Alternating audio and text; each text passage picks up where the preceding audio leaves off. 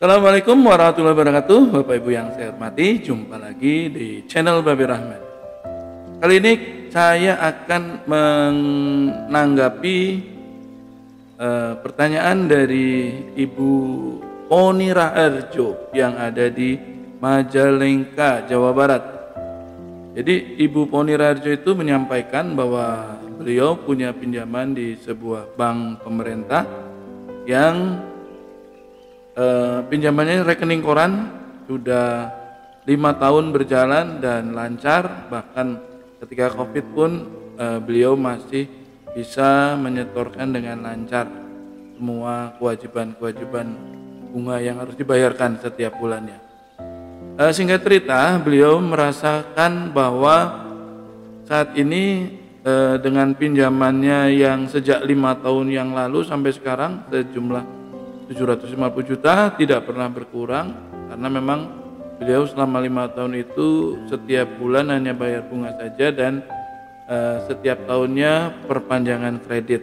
Nah, sejak beberapa waktu yang lalu sebenarnya dia sudah merasakan bahwa untuk pembayaran bunga bulanan sudah mengalami kendala, tapi karena yang bersangkutan masih berpikir takut BI checkingnya jelek dan sebagainya, akhirnya dia mempertahankan dengan berbagai cara yang dilakukan sehingga kewajiban bunga tetap terbayarkan sesuai yang diperjanjikan.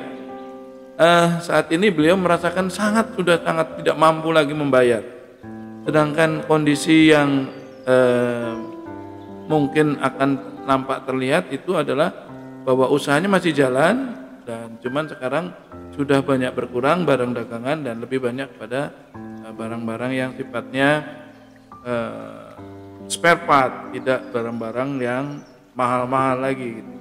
Nah, dia tanya bagaimana saya harus memulai ini untuk tidak lagi mengangsur, dan apa nanti yang akan terjadi dengan kami, dan bagaimana yang harus kami lakukan bila dalam keadaan tidak bisa bayar ini, dan kemudian kami tentu akan mengalami tekanan-tekanan. Kira-kira pertanyaan seperti itu. Jadi Ibu Poni Raharjo, yang mungkin Poni Raharja ini kalau orang Sunda, yang ada di Majalengka, Jawa Barat, terima kasih pertanyaannya kita angkat sebagai konten hari ini. Jadi tentu bila ibu sudah tidak lagi mampu membayar dari hasil usaha, tentu saya tidak rekomendasikan ibu untuk melakukan gali lubang tutup lubang untuk membayar kewajiban bunga yang ada, sehingga yang terjadi adalah beban bunga atau beban pembayaran setiap bulannya akan bertambah. Karena apa? Karena bulan ini bila dibayar dengan cara pinjam, maka saat itu juga ibu punya dua kewajiban seperti bulanan yang biasa sudah dijalankan, dan kewajiban baru untuk mengembalikan pinjaman yang kemarin atau yang kali ini untuk bayar bunga, dan akan berulang seperti itu setiap bulannya. Nah, ini adalah sesuatu kekonyolan yang dilakukan, dan itu tidak baik nantinya buat ibu sendiri, karena pasti suatu ketika ibu akan mengalami betul-betul tidak bisa lagi membayar, karena selama ini pembayaran yang dilakukan adalah dari cara gali lubang tambah lubang, bukan tutup lubang.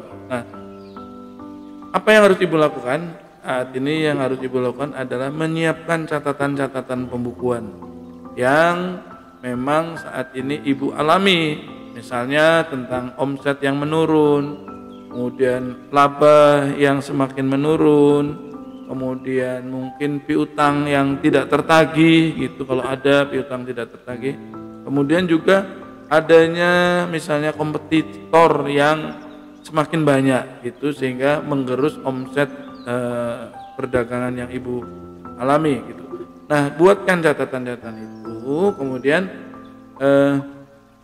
kalau memang sudah tidak mampu mengangsur, sebaiknya ibu hubungi petugas yang selama ini berhubungan dengan ibu, misalnya account officer-nya atau marketingnya, panggil, ajak dia ke rumah, ajak diskusi, sampaikan permasalahannya. Yang penting sudah disounding dulu bahwa memang kondisi bapak ibu atau ibu Poni ini memang tidak dalam keadaan baik-baik saja, dan usaha relatif sudah menurun, tunjukkan pembukuannya gitu.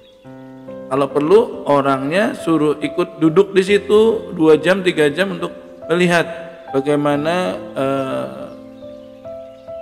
keadaan di toko ibu gitu, sehingga dia punya gambaran bahwa bab ibu itu memang pinjamannya menunggak, kalaupun nantinya akan menunggak, itu adalah memang kondisi bisnisnya yang sedang menurun, sehingga dia punya bahan laporan kepada pimpinan bahwa kondisi usaha ibu sedang bermasalah.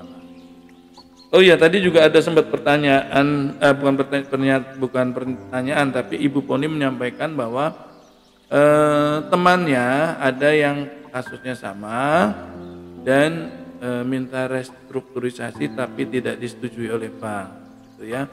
Jadi dalam keadaan menjelang macet masih lancar, tapi menjelang macet dia minta restruk untuk menurunkan kewajiban pembayaran, tapi oleh bank tidak disetujui gitu. Nah, kalau menurut kami, hemat kami, ibu nggak usah minta, karena dengan sendirinya pada saat ibu nggak bisa bayar selama beberapa bulan, maka bank dengan sendirinya akan menawarkan restrukturisasi itu sendiri. Jadi nggak usah diminta, restrukturisasi itu dengan sendirinya akan ditawarkan.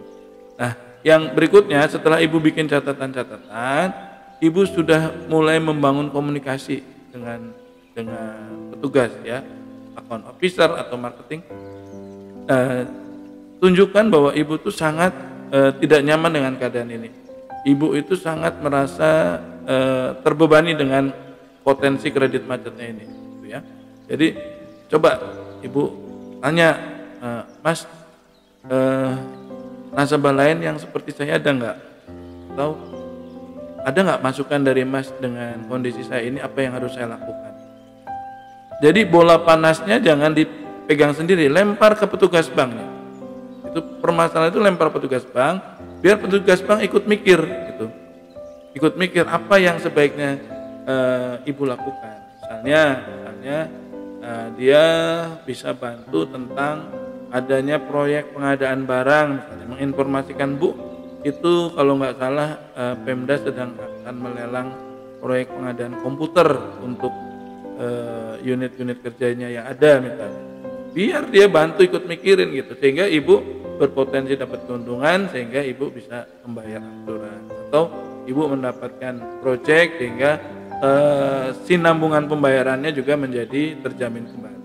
Jadi seperti itu ya, pertama membuat catatan-catatan keuangan ibu selama 6 bulan terakhir, kemudian membangun komunikasi, tunjukkan bahwa ibu dalam kondisi seperti ini itu sangat tersiksa, sangat tidak nyaman, dan ingin menyegerakan melunasi saja.